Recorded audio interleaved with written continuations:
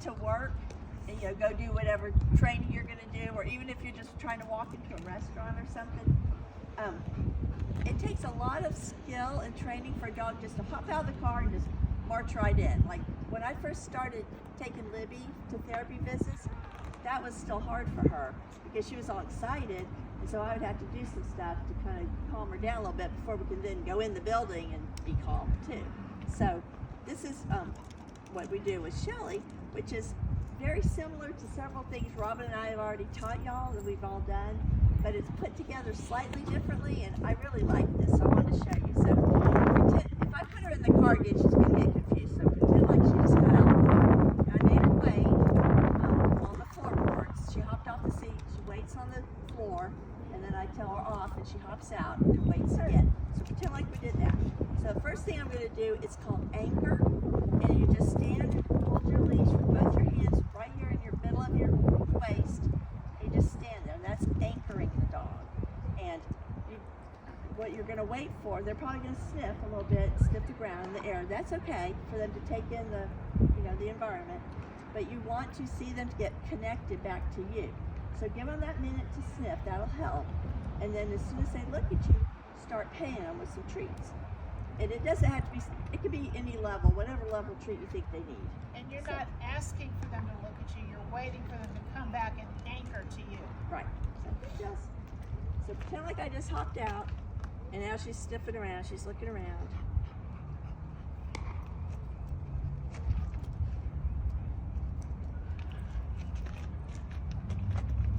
Yes. So as soon as she anchored herself, connected with Becky, she got treated. And I said yes. Yes is our word that lets her know it's our marker, lets her know she did it right. And whenever I say yes, I follow it up with a treat. So she knows yes means I'm getting a goodie. Good job.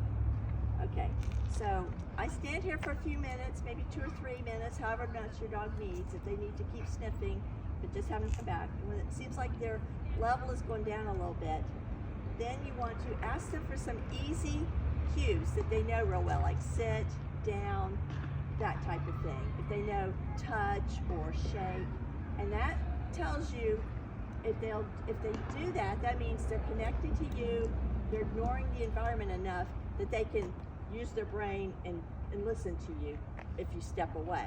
But if they can't even do sit or down or anything, they need a few more minutes of anchoring. So Shelly sat, so let's see if she'll be down. Shelly, down. Yes, good job, good job. Shelly, here. Yes, good job. Shelly, shake. Good girl, shake. Good job, okay. So that tells me, all right, she's listening, she's paying attention, her mind is clear enough and focused. She did some of her easy cues that she knows real well. Now I'm gonna start doing what we call pendulum walking, which is a few steps and back in the middle. A few steps that way. Now just go from tire to tire to start with. Normally we'd be up a little bit. So then we walk a few steps.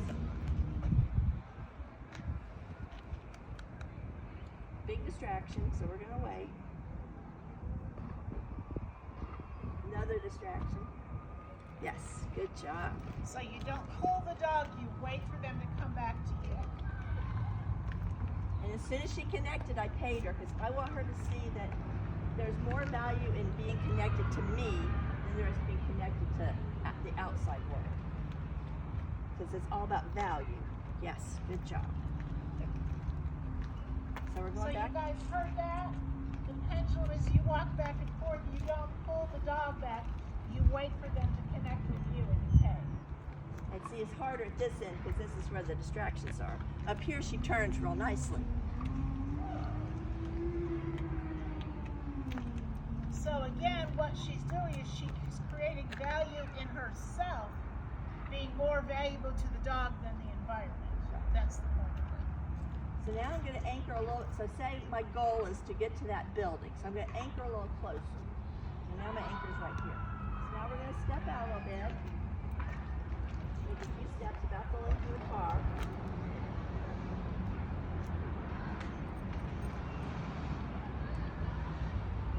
Yes. Good job, thank you. So she's teaching her there, I'm more valuable than what she was looking at. I'm going to anchor a little further out.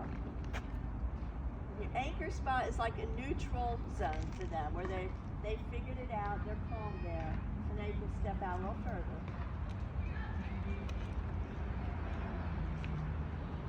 It's going to be harder the closer we get.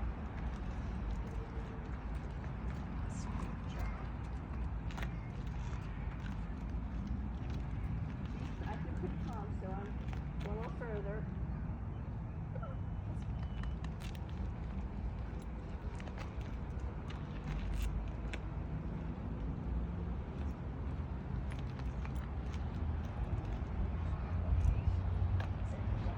So you go as far as you can, then when you stop when they lose it.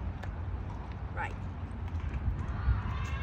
Lose it isn't the right word. Yes, she's checking in a whole bunch. I think if I was trying to go into Target at this point or whatever, I would just go ahead and go. I think and you have to take into consideration, are you in the middle of the street? Pick your spot for doing the pendulum. But if she at any point starts pulling,